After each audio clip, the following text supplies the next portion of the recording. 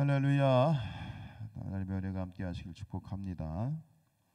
지금 이제 6장 또 7장 20절까지는 이제 아람의 그 북이스라엘 침공과 관련된 엘리사의 사건인데, 지금 뭐 아람의 왕은 벤하닷이겠죠.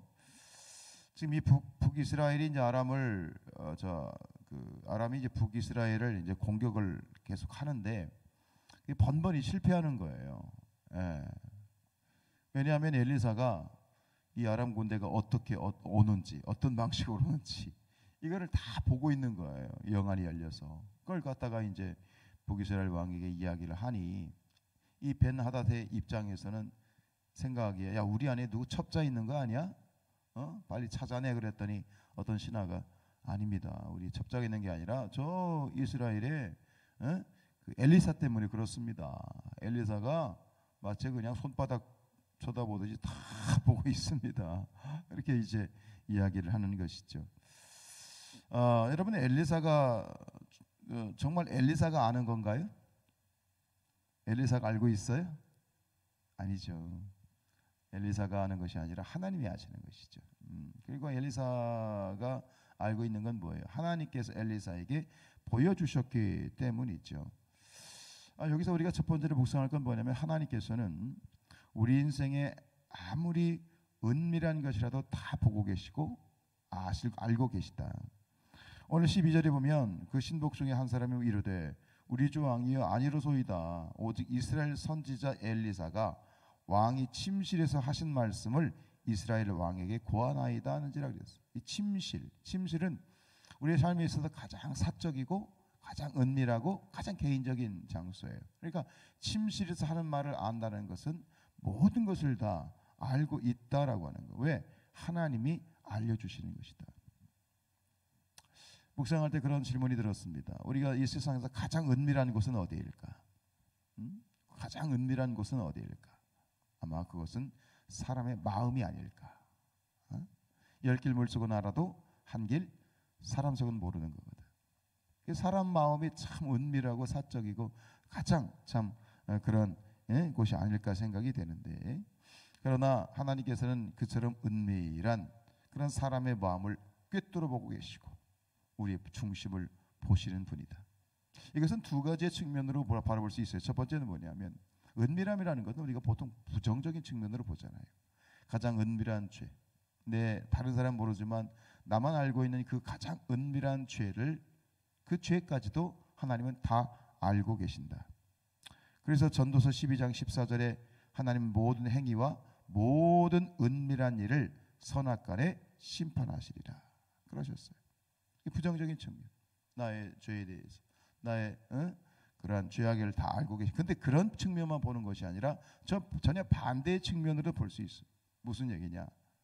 왼손이 하는 일, 왼손이 하는 일, 오른손이 모르고 있는 왼손이 한 일까지 알고 계신다. 우리가 보통 뭐 왼손이 하는 일을 오른손이, 그러니까 어떤 일이든 알리지 말라는 거잖아요. 그러니까 다른 사람은 모르지만 내가 행한 하나님 앞에 헌신, 나의 눈물의 기도, 나의 섬김, 내가 말없이 도운 모든 것들, 모든 악뿐만 아니라 동시에 내가 하나님 앞에 세상 가운데 은밀하게 행한 모든 선한 행동까지 사실 하나님이 다 아신다.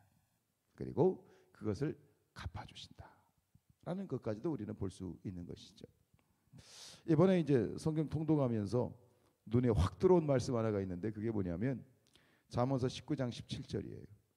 가난한 자를 불쌍히 여기는 것은 여호와께 구워드리는 것이다. 이 말씀이 굉장히 인상 깊게 들어오더라고요. 가난한 자를 불쌍히 여기는 것은 여호와께 구워드리는 것이다. 그러니까 하나님을 빚쟁이로 만드는 거예요. 그러면서 그의 선행을 그에게 갚아주시리라. 하나님께서는 우리의 죄만 기억하시고 우리 죄만 은밀한 죄만 보시는 것이 아니라 우리의 은밀한 선행, 다른 사람 모르지만 하나님 아시는 그 선행을 다 아시고 갚아주신다. 참 은혜가 돼요. 자, 이 사실을 알고 이제 아람 왕이 가만히 있을 수 없잖아요. 안 되겠다. 이 엘리사를 뭐 체포하든지 제거하든지 해야 되겠다. 그래가지고 군사를 보내가지고 이제 그 엘리사가 있던 도단을 성을 아예 포위를 해버려. 도단성을 아예 포위를 해버려. 아침에 이 엘리사의 사환이 딱 일어났더니 이게 뭔 일이야? 세상 천지개벽할 일이야. 시커멓게 그냥 이 아람 군대가 포위하고 지금 뭐 어떻게 할 수가 없는 상황인 거야. 그러자 이제 주인님 큰일 났습니다. 우리 죽게 생겼습니다. 그때에 엘리사가 다른 말 하지 않지요. 기도합니다. 하나님, 이 사원의 눈을 열어주십시오. 영안을 열어주십시오. 그리고 그 기도한 끝에 사원의 이 눈이 열렸다. 영안이 열렸더니 그 아람 군대보다 더 많은 천군의 천사들이 다 지키고 있더라. 이 시간 우리 모두의 눈이 열려질지어다. 열려지길 축복합니다. 우리는 육신에 속한 자라서 육신의 눈을 가지고 바라보는 것이 대부분 있죠.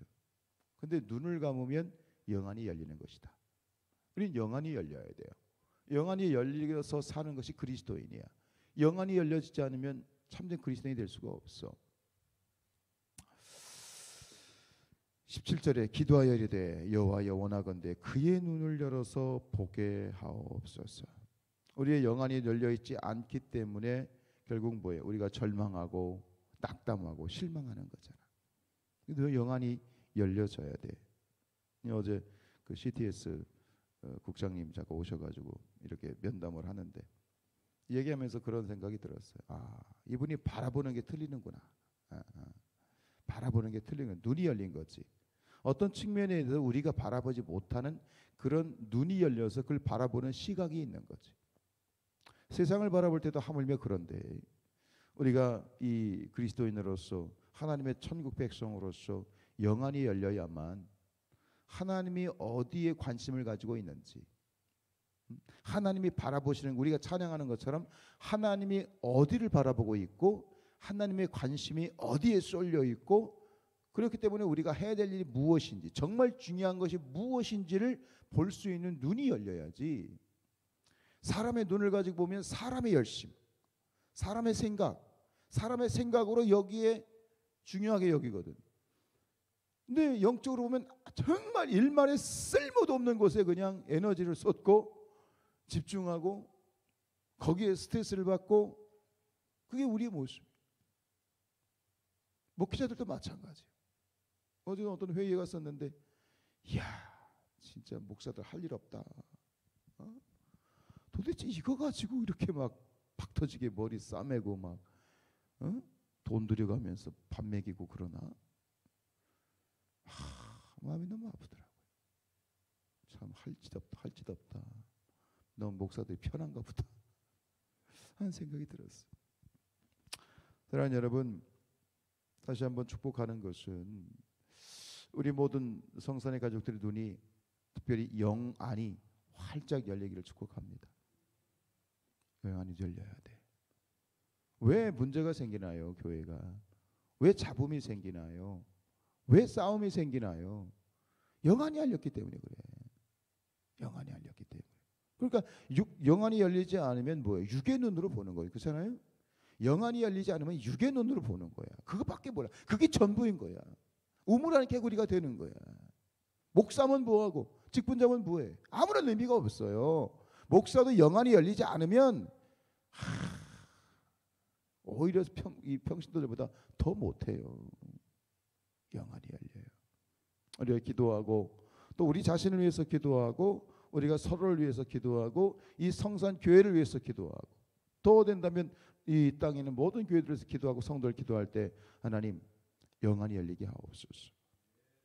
여기 지금 엘리사가 기도하는 것처럼 그의 눈을 열어서 보게 하옵소서.